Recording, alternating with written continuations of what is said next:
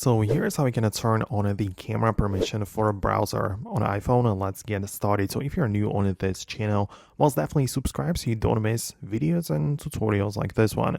Well, you can find it inside of the main settings app of your phone, where at the bottom we have the apps section where every single app of your phone has its own settings page.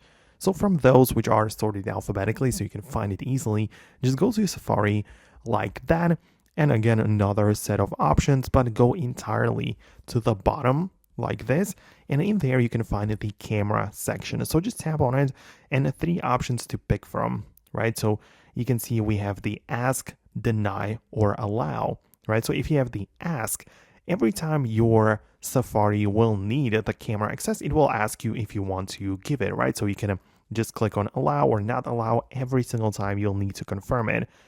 The deny option is, of course, to make sure that Safari never accesses your camera, and allow, on the other hand, will make sure that every single website that will need the camera will be able to access it automatically, right? So you get to decide how exactly you want to have it, but it can all be found right here, right? So for Safari, it is right inside of this section.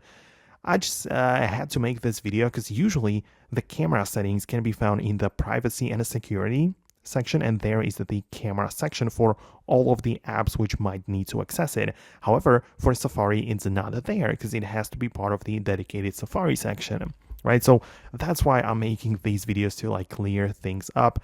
If you like this type of content, or if you want to stay up to date, make sure you subscribe so you don't miss the upcoming videos, and I'll see you later in the next tutorials.